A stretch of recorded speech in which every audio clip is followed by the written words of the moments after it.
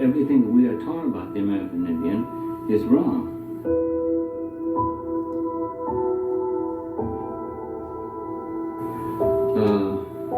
Is inaccurate. And our school books are hopelessly lacking, perhaps criminally lacking, in revealing what our relationship was with the Indian. I'm tired.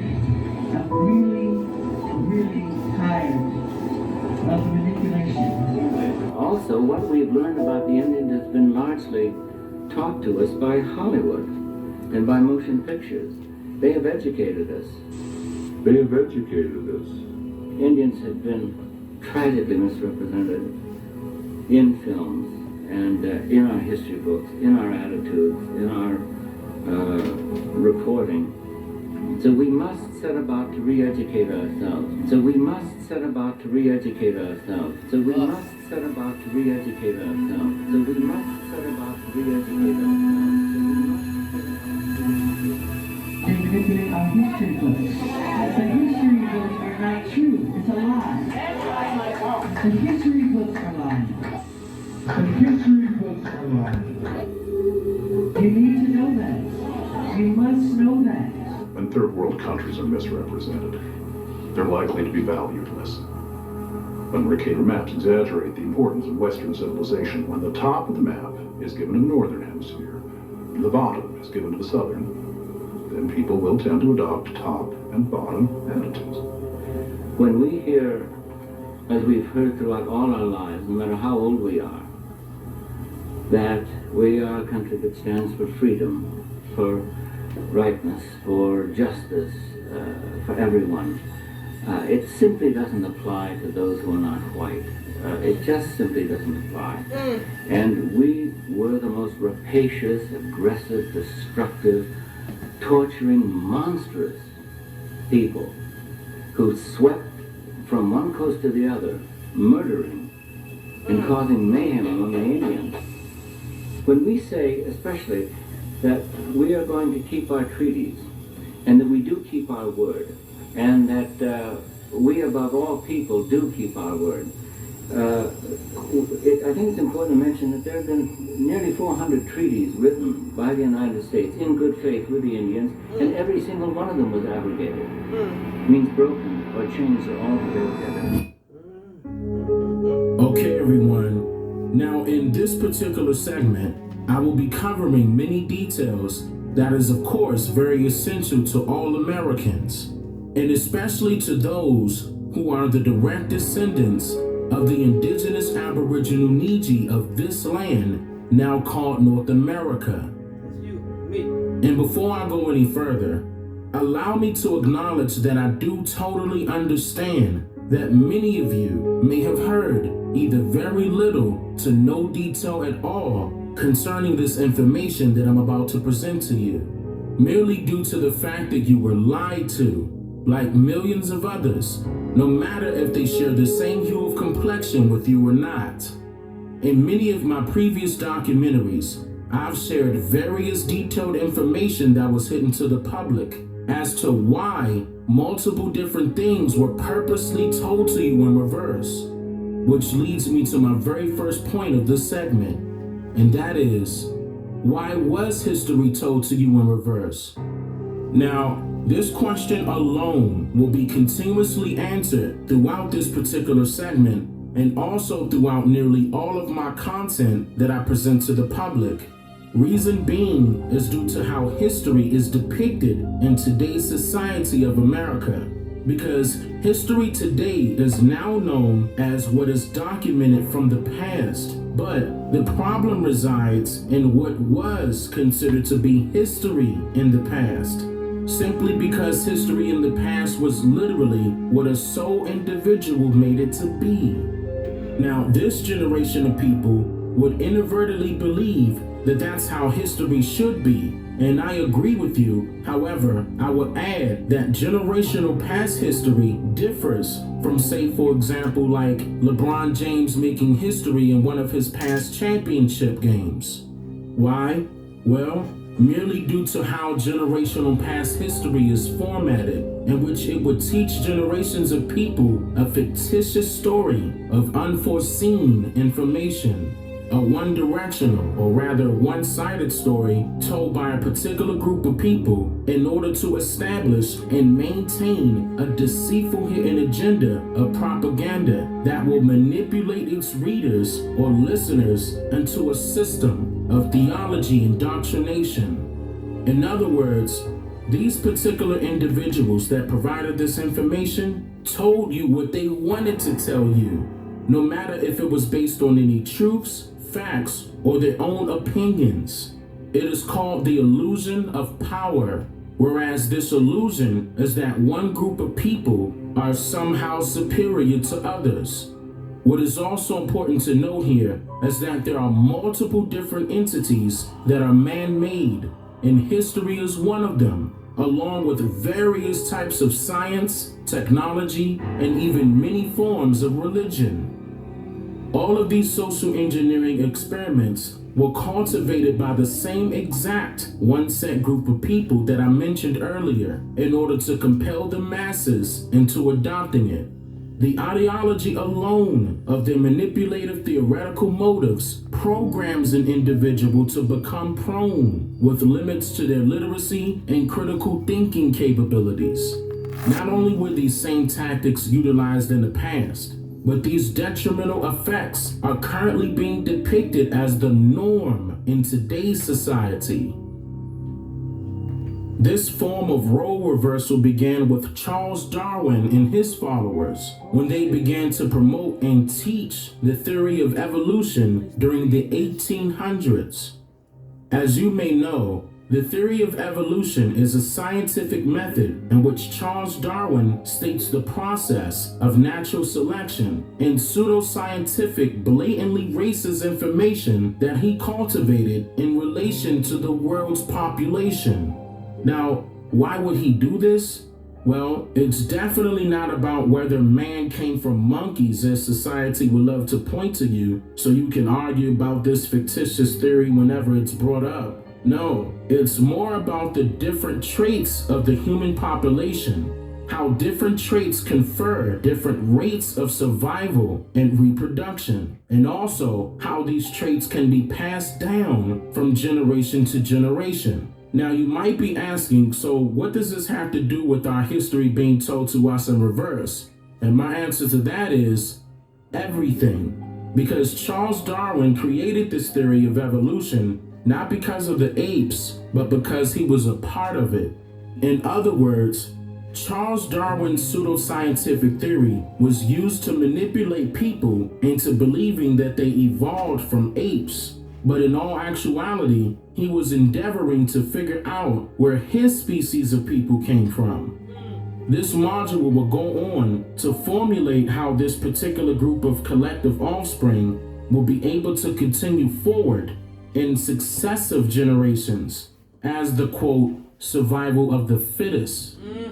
See, you have to understand where Europe is located. Before it was called Europe, that particular landmass was, and still is, a part of Africa. And all of this correlates with some of the many things that were told to you in reverse. Like, for example, the out of Africa theory. Now, keep in mind that I just explained to you the hidden details behind Charles Darwin's theory.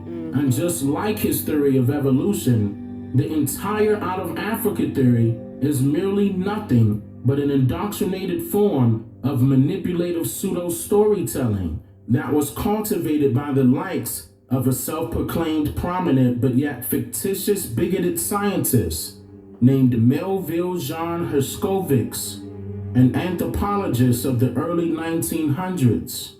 Melville is solely responsible for expanding the lies of storytelling, in which in turn it was later considered to be American history, by completely reversing the records of historic information and also creating a fictional story about African slaves immigrating to the Americas by way of the Spaniards during the 1500s.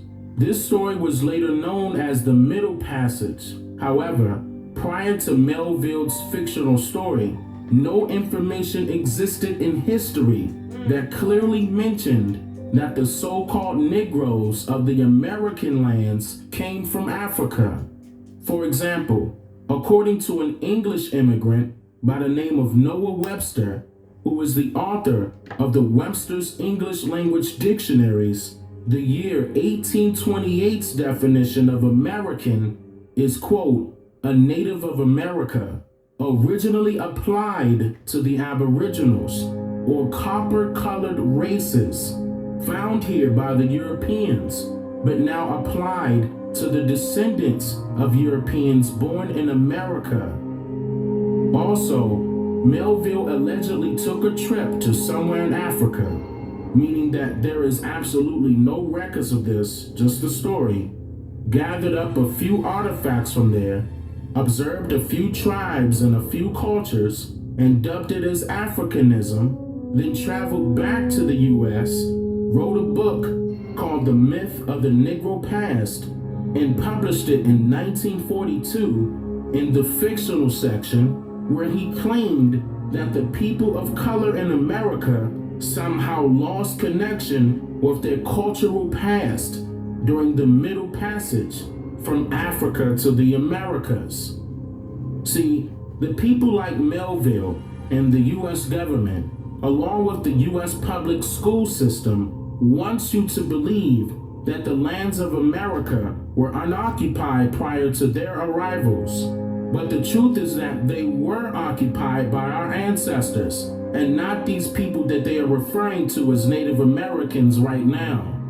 Our ancestors were not of pale skin, but only dark to light brown skin complexions. The out of Africa theory, along with these fraudulent DNA tests from the 1900s, works hand in hand for one big reason.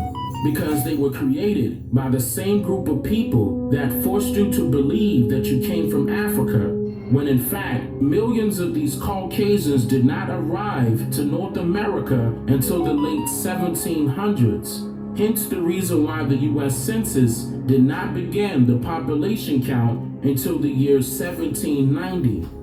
And all of those records between the 1790 U.S. Census and the 1830 Census were either lost or destroyed somehow. Side note, the Racial Integrity Act of 1924 gave government officials the permission to destroy those records to further hide the truth about who the real African Americans are, furthering the expansion of eugenics by manipulating millions of people into believing a lie. Another example of history that was told to you in reverse is that of the world maps. Over the years, several different maps were created, the majority of them to reflect imperialism and to exacerbate the size and importance of the ruling countries.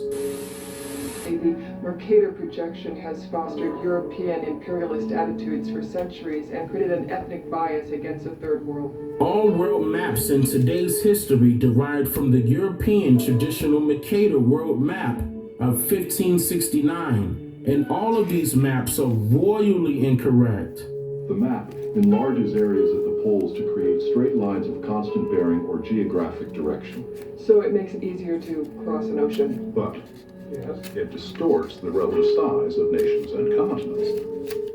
Are you saying the map is wrong? Oh dear, yes. They are in fact flipped upside down and shown to you in reverse, with the current hemispheres misrepresented, meaning that it distorts the size of objects, or rather continents, and also misplaces the location of a continent's position on purpose. Here we have Europe, drawn considerably larger than South America. When it's 6.9 million square miles, South America is almost double the size of Europe's 3.8 million. Alaska appears 3 times as large as Mexico, and Mexico is larger by 0.1 million square miles. Germany appears in the middle of the map. It's in the northernmost quarter of the Earth. Wait. Relative size is one thing, but You're telling me that Germany isn't where we think it is? Nothing's where you think it is. Where is it? I'm glad you asked. This was done this way to give off the impression that the Western Europeans are superior to other races of people by being above the New World, or rather third world countries. Salvatore Natoli of the National Council for Social Studies argues, in our society we unconsciously equate size with importance and even power. In our society we unconsciously equate size with importance and even power. When third world countries are misrepresented, they're likely to be valued less. When Mercator maps exaggerate the importance of Western civilization, when the top of the map is given a northern hemisphere, and the bottom is given to the southern, then people will tend to adopt top and bottom attitudes.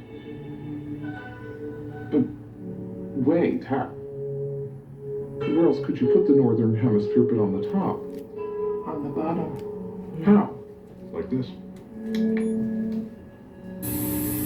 This misrepresentation of history and the many ways that it has been reversed has definitely affected our people's mentality, nationality, cultures, heritage, history, and even education.